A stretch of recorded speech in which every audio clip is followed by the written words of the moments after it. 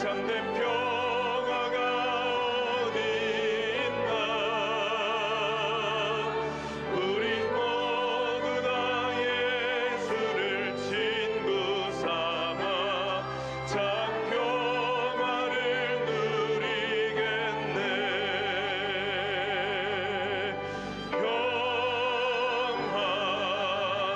평화로다. 하늘 위에서 내려오네. 그 사랑의 물결이 영원토록 내 영혼을 덮은 평화로다.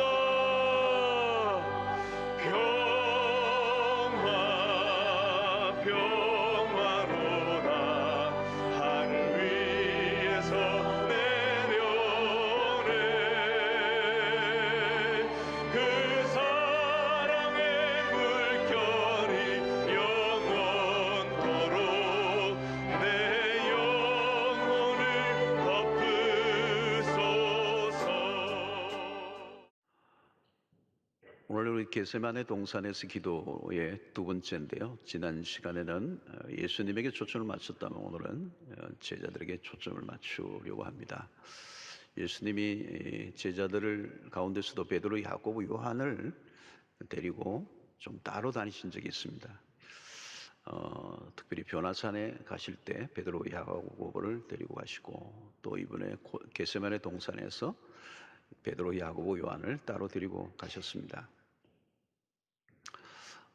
변화산에서는 예수님의 모습이 영광스럽게 변했기 때문에 영광의 그 그리스도, 그리고 그것을 본 제자들이 참 황홀했습니다. 근데 오늘 겟세마네 동산에서 베드로, 야고보, 요한이 본 그리스도는 고뇌하는 그리스도, 고통 속에서 즐겨하시는 그리스도의 모습을 이제 보게 되었습니다. 자, 예수님의 이 겟세마네 동산은 굉장히 의미 있는 장소입니다. 예수님이 평소에 기도하러 다니셨던 곳이고, 그곳에서 이제 마지막 그리스도의 십자가를 앞둔, 그 십자가로 가기 직전에 겟세마네 동산의 기도가 매우 중요한 시간입니다.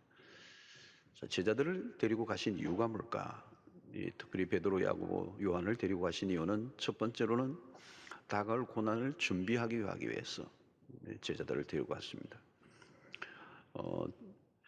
십자가 사건은 예수님에게도 굉장히 시련의 시간이지만 제자들에게도 역시 동일하게 어려운 시간이 다가오고 있다는 것을 의미합니다.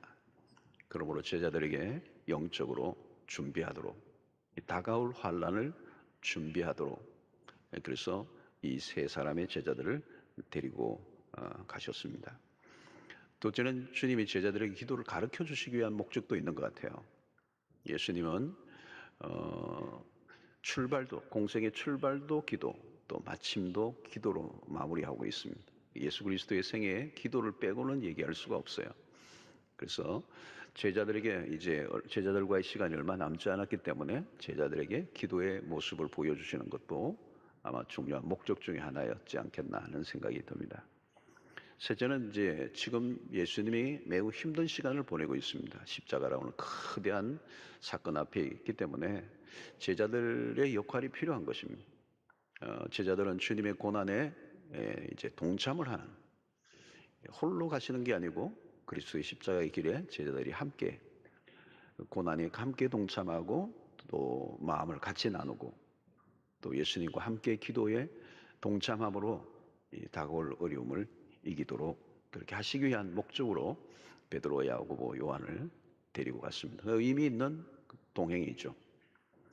자, 그런데 오늘 이 겟세마네 동산에서 예수님의 제자들이 보인 모습은 예수님과 굉장히 대조적입니다. 예수님은 겟세마네에서 기도로 승리하셨지만 제자들은 무참하게 무너집니다. 제자들의 실패는 곧 기도의 실패라고 할 수가 있습니다. 예수님이 제자들에게 시험에 들지 않게 깨어 있으라, 그렇게 말씀을 합니다. 이 깨어 있으라, 시험에 들지 않게 깨어 있으라. 그리고 세 번이나 계속 또 잠을 자는 사람들을 가서 깨우고 또 기도하러 가시고, 또 와서 보면 또 자고 있고 또 깨우고 가시고, 세 번이나 깨우셨습니다. 그렇지만 이 제자들은 깊이 잠이 들어요. 이 게세마네라는 이름의 뜻이 뭔가 하면 기름 짜는 틀이라는 의미가 있습니다. 기름을 짜는 틀. 아주 쥐어 짜서 기름을 짜는. 그러니까 사실은 예수님의 기도도 기름을 짜듯이 쥐어 짜는 그런 시간을 보내고 있습니다. 그런데 이 제자들은 전혀 힘없이 무너지고 있는 모습, 기도의 자리에서 잠을 자고 있는 모습을 보여주고 있습니다. 사실 이 기도의 자리가 참 중요합니다. 또 마귀가 노리는 것도 하나님의 백성들이 기도의 자리에서 기도하지 못하게 하는 것. 기도할 때 기도하지 못하면 결국은 실패하게 되죠. 그래서 우리가 그리스도인들이 실패한 모든 자리에 가보면 뭐가 있느냐 하면 그거는 틀림없이 기도가 없어요. 기도가 빠지면, 기도가 약해지면 그것은 시험이 다가오게 됩니다. 그래서 기도와 시험, 이건 항상 연결되어 있는 단어입니다. 기도에 실패했던 제자들은 나중에 혹독한 대가를 지불하게 되죠. 기도할 때 기도하지 않았던 후유증이 얼마나 큰가를 이제 앞으로도 우리가 마가복음 남은 이 장면에서 우리가 확인하게 됩니다. 자, 그러면 우리는 오늘 이제 초점을 맞춰야 될 것은 왜 제자들이 깨어 기도하지 못했을까 하는 그 요인을 좀 찾아보려고 합니다. 자, 결정적인 요인을 예수님이 이미 말씀하셨습니다. 38절에 시험에 들지 않게 깨어 있어 기도하라. 마음에는 원이로되 육신이 약하도다 하시고, 이 대목입니다. 예수님이 하신 진단이야. 제자들을 보시면서 안타까운 마음으로 하신 말씀입니다. 너희들이 마음은 원하는데 육신이 매우 약하구나. 자, 예수님은 인간적인 연약함을 알고 계십니다. 이해하고 계세요. 너희들이 참 약하구나. 자, 여러분, 여기에서 이것은 예수님이 하셨다는 말씀을 우리가 기억해야 합니다. 예수님이 제자들을 보면서 참 약하구나, 이런 거예요. 근데 우리는 주로 이걸 우리가 많이 써먹습니다. 몸이 약하다. 마음은 원하는데 잘 안 되네. 우리가 쓸 말이 아니고 예수님이 너무 안타까워 쓴 말씀이라는 걸 기억하셔야 돼요. 여러분, 우리는 인간의 연약함을 정당화하고 기도하지 않으면 되는가 하는 것입니다. 사실 여러분, 이 베드로는 예수님 앞에 큰 소리를 많이 쳤습니다. 뭐 다 버릴지라도 나를 버리지 않겠습니다. 그러고 뭐 장담을 참 많이 했어요. 아마 베드로는 자기 자신이 이렇게 무참하게 무너지고 잠을 자고 이렇게 나가 떨어질 일이라고는 생각하지 않았을 겁니다. 그리고 이런 연약한 모습이 결국은 십자가의 길에서 예수님을 부인하는 단계까지 가는 거거든요.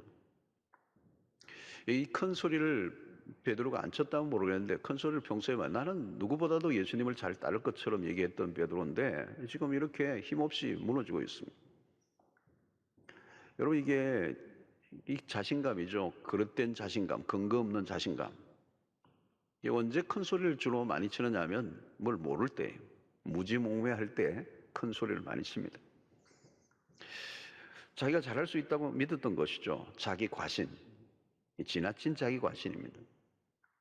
여러분, 우리가 열심히만 하면 되는가 하는 거죠. 베드로가 얼마나 열심히였습니까? 근데 열심보다 자기 자신을 바로 알아야 돼요.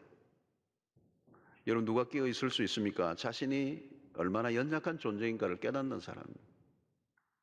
누가 기도하죠? 자신의 연약함을 인정하는 사람입니다. 주님은 잠이 든 제자들을 안타깝게 바라보시면서 참 너희들이 약하구나. 몸이 말이 안 듣는구나.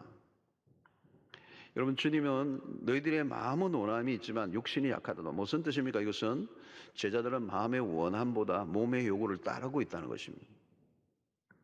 문제가 무엇이죠? 그들의 몸이 아직 훈련이 안 된 것입니다. 마음이 원하면 몸도 따라가야 합니다. 훈련을 하는 이유가 뭘까요? 몸과 마음의 일치를 위해서입니다. 중요한 거죠, 여러분. 몸이 있는 곳에 마음이 있어야 되고 마음이 가는 곳에 몸도 가야 돼요. 그게 일치라는 거죠. 그래서 그렇게 몸이 있는 곳에 마음이 있고 마음이 가는 곳에 몸도 있을 수 있는, 이것은 훈련된 몸인데 그것은 이게 하루아침에 되는 것은 아니죠. 마음은 기도하고 싶은데 몸이 안 따라주면 아직 성화된 몸이라고 말할 수 없는 겁니다. 바울이 로마서 7장에 유명한 말을 했습니다. 19절 20절에 내가 원하는 바 선은 행하지 아니하고, 자기가 원한대요 선을. 근데 행하지 않는 거예요. 도리어 원하지 아니하는 바 악을 행하는도다. 그 이중적인 거잖아요. 만일 내가 원하지 아니하는 그것을 하면 이를 행하는 자는 내가 아니요 내 속에 거하는 죄다. 바울이 늘 갈등하고 있는 고민하는 인간의 모습을 표현한 것입니다. 몸과 마음이 따로 노는 상태. 선을 행해야지 말은 하는데 악을 행하고 있는 형. 죄를 짓지 말아야지 하면서 죄를 짓고 살아가는 사람. 너희가 마음은 원하는데 몸이 약하구나. 내 몸이 내 마음대로 움직이지 않는 겁니다. 여러분, 내 몸이 내 마음대로 안 된다는 말은 내 몸이 아니라는 얘기입니다. 마음의 원함보다 몸의 원함이 더 세면 몸의 지배를 받고 살고 있다는 것입니다. 우리의 몸은 언제나 육체의 소욕을 따라 움직이려고 하는 성향이 있어요. 왜냐하면 우리는 죄인이기 때문에. 그래서 육체의 소욕의 지배를 받으면 육체의 열매를 맺을 수밖에 없는 것입니다. 결심을 해도 또 무너지는 겁니다. 성령의 소욕과 육체의 소욕이 내 안에서 싸우고 있다. 갈라디아서 바울이 얘기하고 있죠. 디자예요. 육체의 소욕, 육체의 디자예요. 성령의 디자예가 내 안에서 싸우고 있다는 거예요. 그래서 몸이 성령의 지배를 받도록 지속적으로 훈련하지 않으면 이 몸이 쓸모가 없는 몸, 무기력한 몸, 사고뭉치의 몸이 된다는 거예요. 여러분, 오늘 본문에도 주님이 앞에서 제자들에게 겟세마네 동산 여기 앉아 있으라. 여기 앉아 있으라 그랬어요. 죄송합니다.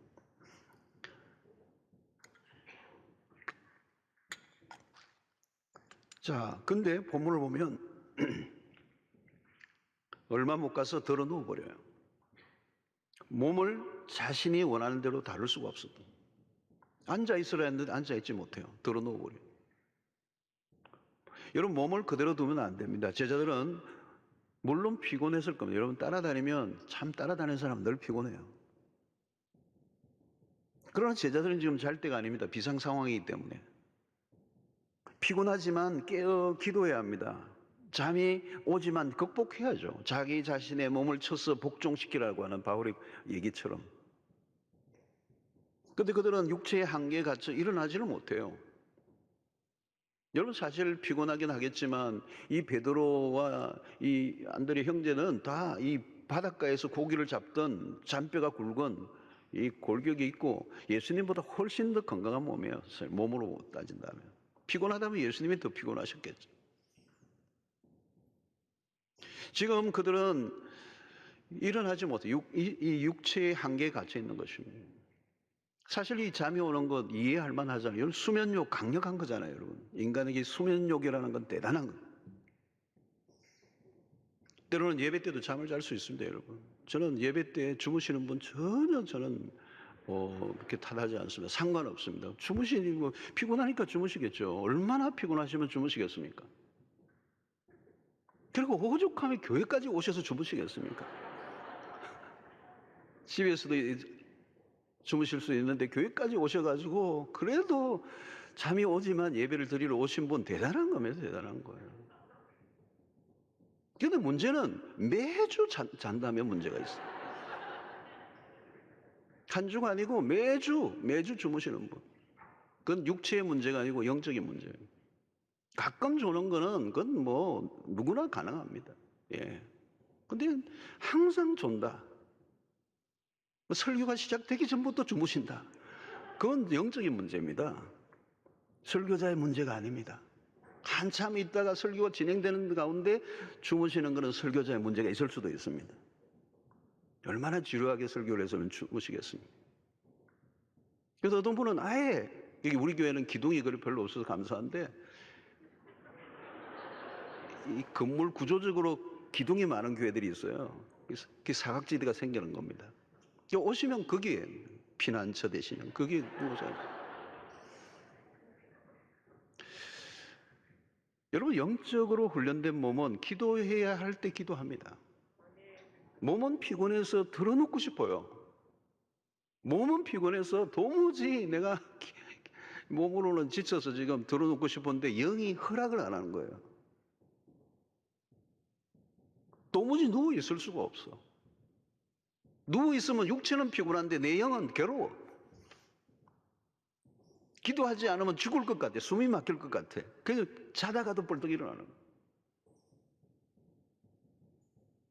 여러분, 몸이 원하는 대로 끌려다니지 않는다는 거예요. 훈련된 몸은 그렇다는 거예요. 자신의 잠든 영혼을 깨워 자신의 몸을 의지적으로 기도의 자리에 나가게 만들어서 그 몸이 마음에 원하는 대로 따라와 주도록 훈련되어 있어요. 그게 그런 걸 가르쳐서 뭐라고 그래요? 경건이 몸에 배어 있다라고 얘기해요. 그것을 우리는 배어 있다는 그 상태가 뭐예요? 경건의 능력이 있다는 거죠.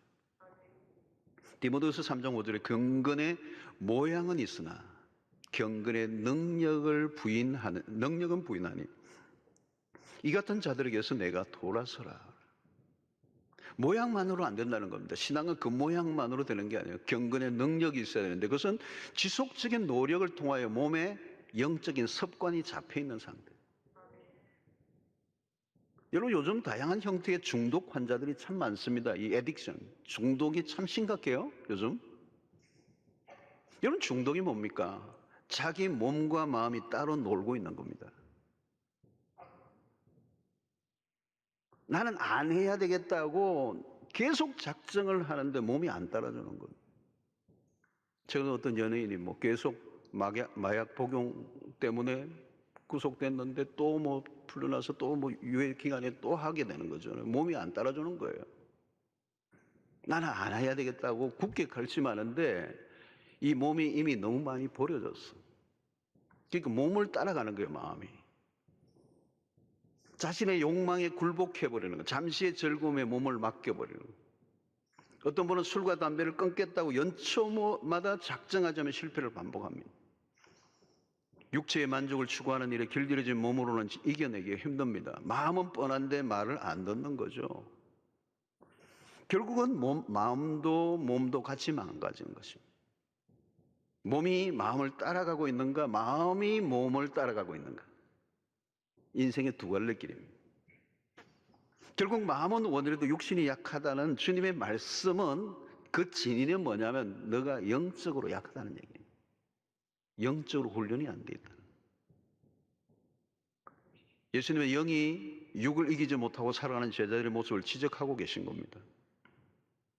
여러분, 사람에게 갑자기 삶의 변화가 일어나지 않으면 일상의 꾸준한 영성을 닦아가야 되는 거죠. 그래서 신앙은 세월이 흘러야 합니다. 그리고 그냥 세월만 흐른다고 되는 것이 아니라 이런 지속적인 훈련을 통하여 경건이 자기 몸에 익혀져 가도록 하는 노력이 있어야 한다는 거예요. 그래서 경건이 몸에 배일 때까지. 여러분, 경건이란 뭘까요? 하나님을 두려워하다는 말이 경건이라는 말의 표현이었어요. 그러니까 하나님을 두려워하는 일상을 살아가는 게 몸에 배어지게 되는 거예요. 그것이 예배적 삶이요, 일상적인 예배를 의미합니다. 몸은 결코 우리의 마음대로 움직여지지 않습니다. 신앙생활을 오래 했다고 변화가 일어나는 거 아니에요. 그동안 우리가 신앙생활을 얘기할 때 주로 교회 생활로만 국한되었던 경향이 많았습니다. 교회 생활을, 신앙생활을 어떻게 하세요? 교회 열심히 다닙니다. 여러분, 교회 열심히 다니는 게 신앙생활입니까? 아주 일부 중에 일부입니다. 신앙생활 잘 하시네요. 그 말은 교회에서 봉사 좀 한다는 걸로 오해할 때가 많아요. 여러분, 그것은 다 외적인 행위에 집중되어 있는 겁니다. 삶의 내적인 변화. 외적인 활동으로만 본다면 바리새인들이 얼마나 훌륭했습니까? 주님은 경건의 모양이 아니라 경건의 능력을 보신다고 그랬어요. 경건이란 어떤 행위 자체가 아니라 하나님의 임재 안에서 살아가는, 하나님을 두려워하는 마음 가운데 살아가는 일상이라고 하는 것이죠. 어떤 행위 자체를 하나 잘라서 말할 수가 없는 겁니다.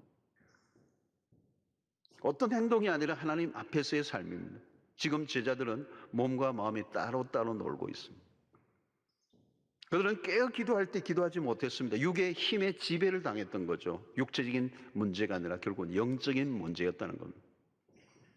사랑하는 성도 여러분, 우리가 하나님 백성답게 살아가려고 하면 결국은 이 몸의 요구, 이 육신, 이 몸이라는 말은 그냥 이 몸 바디를 말하는 게 아닙니다. 죄의 지배를 받고 있는 이 몸, 이 몸의 요구에 저항을 해야 된다는 거죠. 육의 소욕이 아니라 성령의 지배 아래에 가도록 우리가 힘을 써야 된다는 거예요. 우리 마음의 소원으로만 살다가 끝나면 안 됩니다. 나 마음의 소원은 너무 훌륭했어요. 근데 그것을 몸으로 살아내는 일상이 없다면 그 마음의 소원 아무 의미가 없는 겁니다. 결국 영적인 실력이라는 건 뭘까요, 여러분? 몸과 마음을 일치시키는 것입니다. 마음은 원이지만 육신이 약하다라는 것이 아니라 마음의 원함을 따라 살아가는 몸이 될 수 있게 하는 것. 그것이 여러분 우리의 신앙의 목적입니다. 그리고 우리의 경건의 훈련의 초점이 되어야 된다는 것. 여러분 신앙생활하면서 얼마나 귀한 말씀들을 들으면서 말씀을 깨달으면서 계속 우리의 삶에 그 말씀이 우리의 마음속에 먼저 심화될 뿐만 아니고 그 심화된 그 말씀이 실제 우리의 삶으로 움직여지도록 하는 것. 그래서 어떤 분은 그러잖아요. 참 세상에 멀고 먼 게 머리에서 가슴이라고. 그게 아는데 가슴으로까지 오지 않는 거예요. 근데 여러분 가슴까지 오는 것을 끝나지 않고 이게 발로 가는 것까지가 어려워요. 그 말씀을 행동화하고 움직이는 단계까지 가는 게 이게 어떤 사람은 한평생이 걸릴 수도 있어요. 여러분 우리의 원함으로 그치지 않고 원함이 행함으로 바뀌는 역사가 있게 되기를 축원합니다. 두 번째 우리가 깨어 기도하지 못했던 이유가 뭘까? 자, 예수님과 예수님의 제자들의 거리, 지금 겟세마네 동산의 거리를 좀 생각해 볼 필요가 있어요. 얼마나 떨어져 있길래 예수님이 그렇게 기도하는데도 몰랐을까? 누가복음 22장 41절을 보면 그들을 떠나 예수님이 돌 던질 만큼 가서 무릎을 꿇고 기도하여 그랬습니다. 글쎄요, 뭐 돌도 돌 나름이겠죠. 그리고 야구 선수가 던진 돌하고 애가 던진 돌하고 다르겠죠. 거리가 어느 정도 될지 모르지만 제가 보기에는 그렇게 멀지는 않았을 거라는 거예요. 적당한 거리였을 거예요. 자, 그러면 예수님이 지금 어떤 기도를 드리고 있습니까? 그냥 의례적인 기도를 하고 계시는 분이 아닙니다. 예수님은 지금 지난주에 살펴봤던 것처럼 통곡과 눈물로 기도하고 계십니다. 아빠, 아버지여, 그 소리가 아마 그 계곡을 채웠을 거예요. 뭐 동산이 겟세마네 동산이 뭐 엄청나게 그 넓은 그러면 광야도 아니고 그저 이런 동산이란 말이죠. 그러니까 통곡과 눈물로 지새우시는 그 예수님의 그 기도는 평소 기도와 달랐을 겁니다. 왜? 십자가를 목전에 둔. 제자들이라면 예수님의 그 기도에 반응해야 되잖아요. 예수님이 스승이 오늘 기도가 좀 다르다. 눈물, 이 정말 그 땀방울이 핏방울과 같이 되더라 할 정도의 기도였으니까 제자들이라면 느낄 수 있잖아요, 여러분. 가끔 저도 교인들이 기도 소리를 들으면 저 기도는 저 집안에 무슨 일이 일어났다. 이 기도를 들으면 뭐가 오잖아요, 여러분. 기도라는 건 마음과 마음이 통하는 거잖아요. 그 기도 소리에 뭔가가 잘 담겨 있단 말이죠. 그런데 예민하게 반응해야 되는데 예민하게 반응하기보다는 오히려 잠을 자고 있다는 거예요. 와서 깨워도 자고 와서도 깨워도 자고. 이 말은 여러분 이것은 좀 뭔가 심각한 것입니다. 그냥 잠잤다라고 하기에는 뭔가가 그보다 더 넘어 뭔가가 있다는 거예요.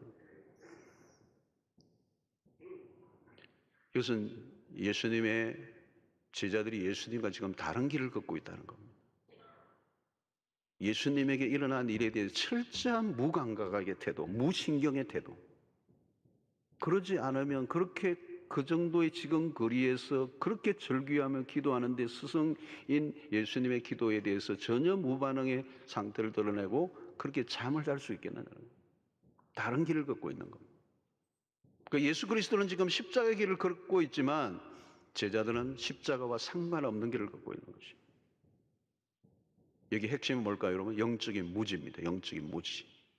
영적인 무지가 영적인 무감각을 가지고 오게 돼요. 그 무감각한 상태는 예수 그리스도와의 그들의 관계가 이미 단절되어 있는 거예요. 눈이 영적 무지는 모르겠어요. 눈이 가려진 상태입니다. 무슨 일이 일어나고 있는지 모르는 겁니다. 제자들은 예수님의 십자가를 받아들이지 못했기 때문에 상황 파악이 못된 거예요. 앞부분에 예수님이 계속 십자가를 얘기하셨지만 제자들은 십자가를 부정했어요. 그런 일이 일어나서는 안 된다고 베드로가 손을 쳤어요. 결국 제자들의 결정적인 문제는 십자가에 대한 부정입니다. 예수님이 왜 그렇게 간절하게 기도하셨는지, 왜 그들을 깨우고 계시는지를 그들은 알지 못했어요. 제자들은 주님을 따르고 있었지만 그들 안에 세속적인 생각으로 가득했습니다. 지속적으로 십자가 길을 거부하고 부정한 사람들.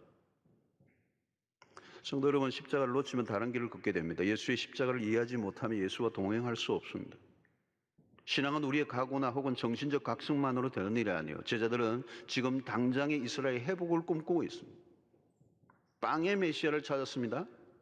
지금 현실이 힘들어 죽겠는데 당신이 메시아로 나서지는 않고 자꾸 죽는다고 하면 어떻게 하느냐는 거죠. 제자들은 이미 십자가의 길에서 멀어져 있었습니다. 예수님의 말씀을 알아듣지 못했습니다. 자기들의 문제에 빠져 있고요. 예수님이 죽느냐 사느냐의 문제는 그들에게 주제가 아니었습니다. 뭐 죽든지 말든지. 그들은 자기 자신의 문제에 몰두해 있습니다. 여러분, 이 잠을 잔다는 것은 결국은 영적 무지입니다.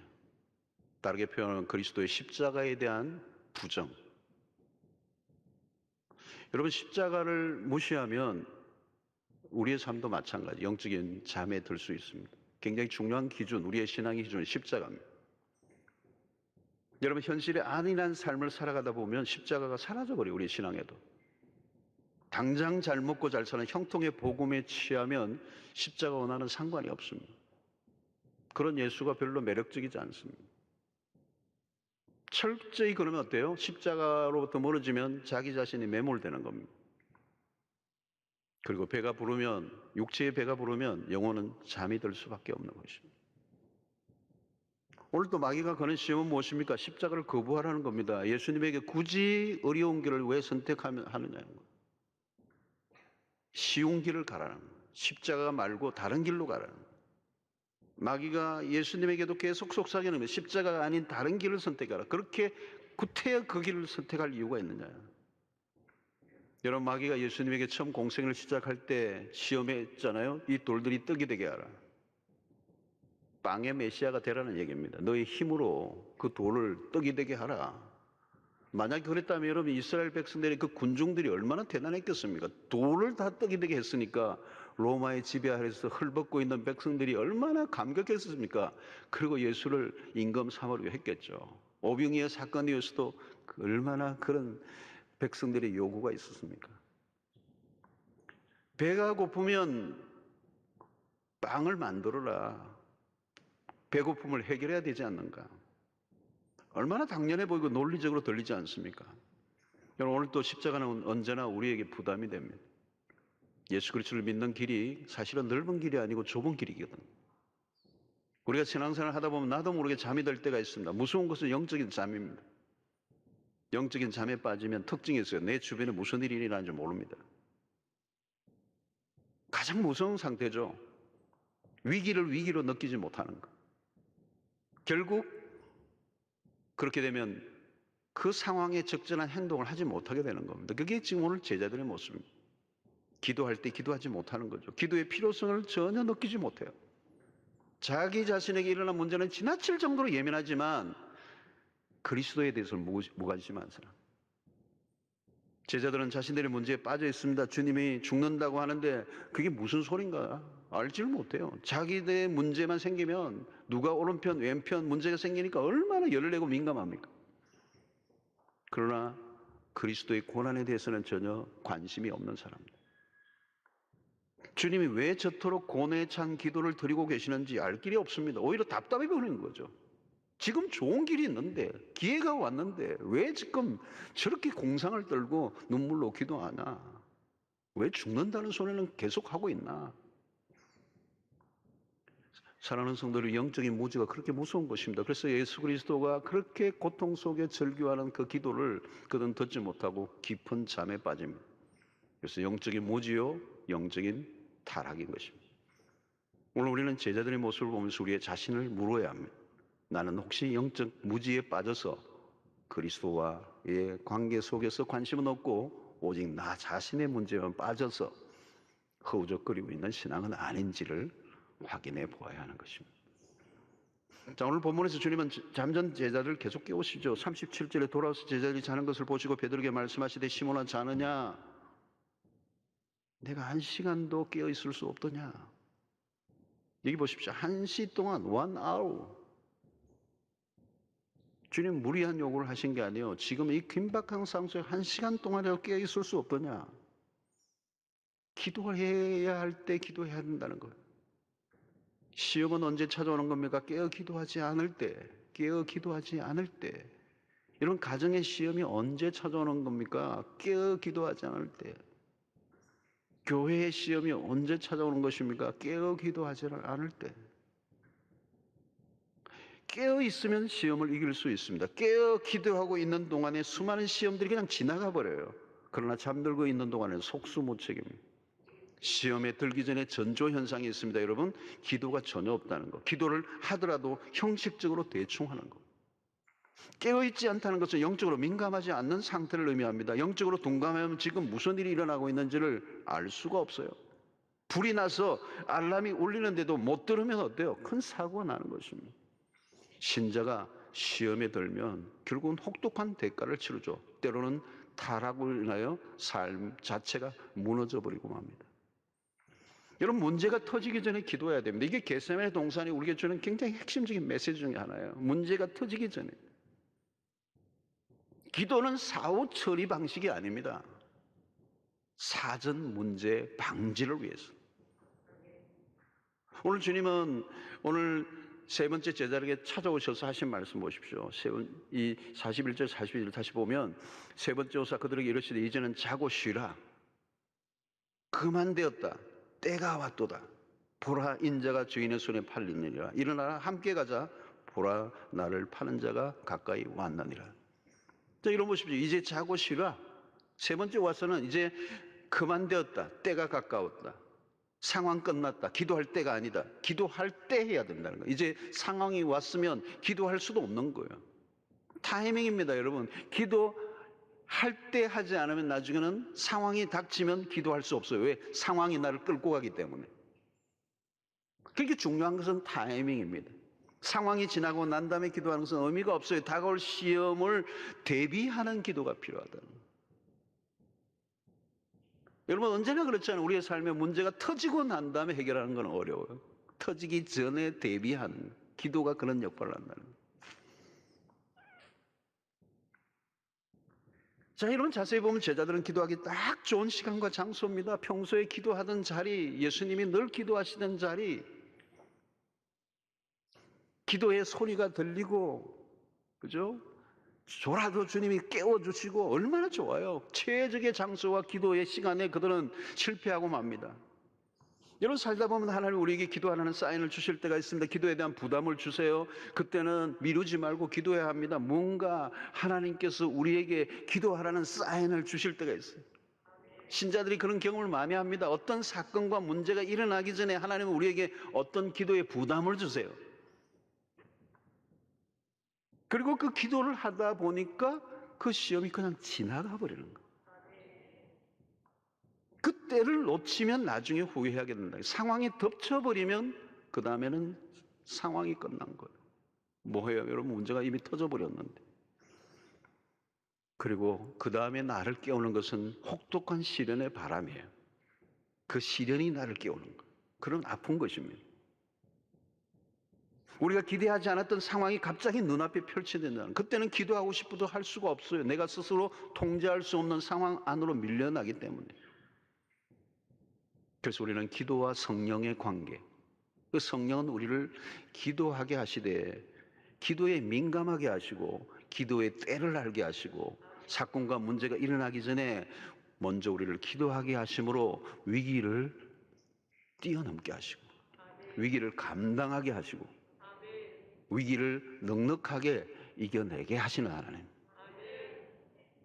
제자들은 기도할 시간에 기도를 하지 못했어.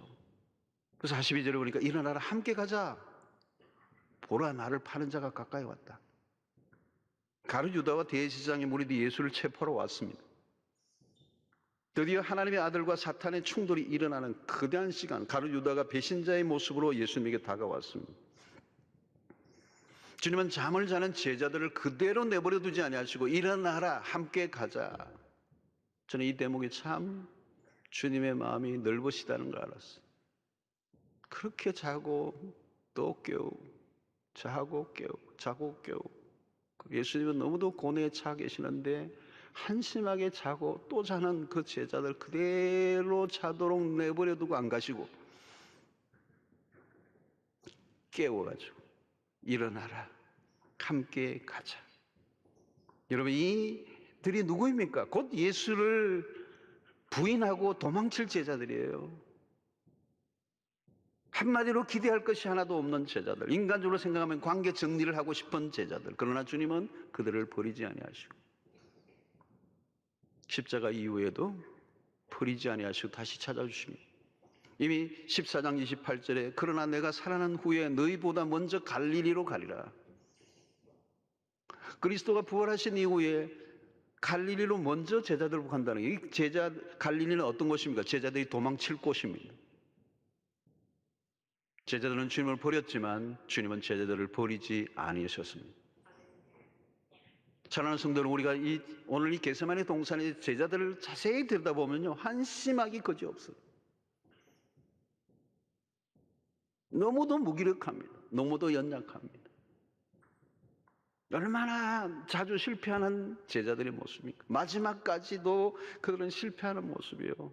결정적인 순간에 예수를 배신하고 예수를 부인하고 도망쳐버리는 제자들. 사실 여러분, 이 제자들의 모습이 우리의 모습이 아닐까요? 사실 제자들 자체로만 본다면 소망이 없어요. 그러나 소망이 있는 이유는 포기하지 않는 하나님 때문에, 포기하지 않으신 주님이 계시기 때문에. 여러분, 우리는 우리 자신에 대해서 늘 절망하게 될 때가 많아요. 얼마나 절망합니까? 얼마나 연약하고 얼마나 실수를 많이 합니까? 우리가 예수를 믿은 세월에 비하여 우리 자신의 변화가 없이 날마다 실패하고 넘어지고 깨어지고 무기력한 모습을 볼 때가 얼마나 많습니다. 우리 자신의 모습을 보면 정말 절망할 수밖에 없을 때가 많아요. 그때 여러분, 우리가 절망해야 돼요. 그리고 절망이 깊어질수록 우리는 우리 자신을 의지할 수 없고 오직 주님만을 의지해야 한다는 이 주님에 대한 절대적 의존성을 가질 수밖에 없는 것입니다. 우리 자신에 대해서 울어야 돼요. 그리고 하나님의 은혜를 구해야 합니다.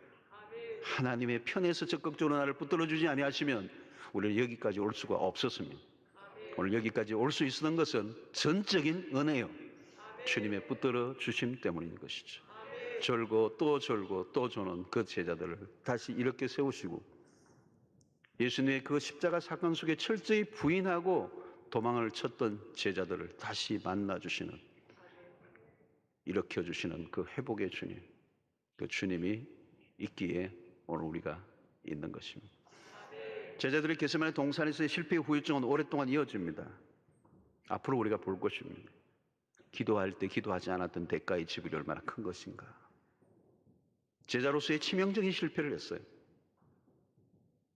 깨어있지 않는 상태에서 무슨 일이 우리에게 벌어지는지 몰라요, 사실은.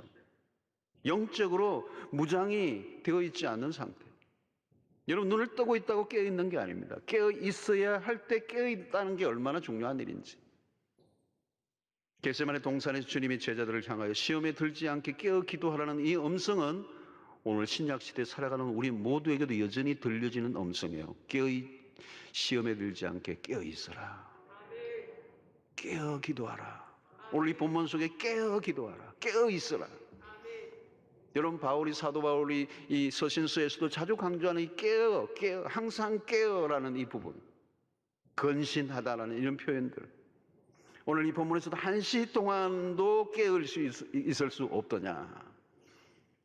사랑하는 성도 여러분, 깨어있지 않으면요, 우리는 신앙생활이 불가능합니다. 깨어있지 않는 상태인데 뭐게 신앙생활일까요? 그냥 마귀의 밥이죠.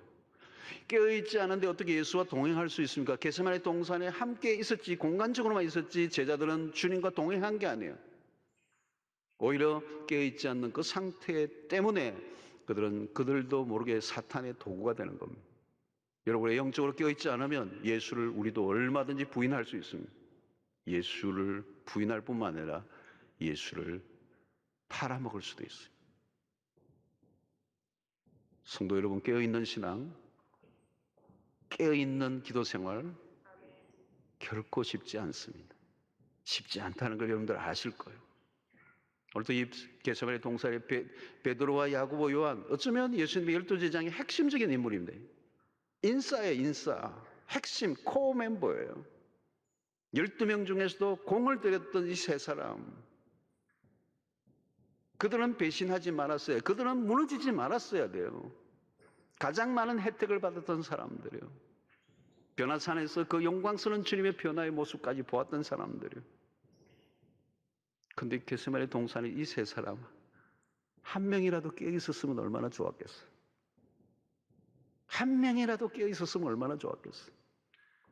여러분, 한 가정도 마찬가지야. 그 가족 속에 한 명이라도 깨어 있으면 얼마나 좋았겠어요.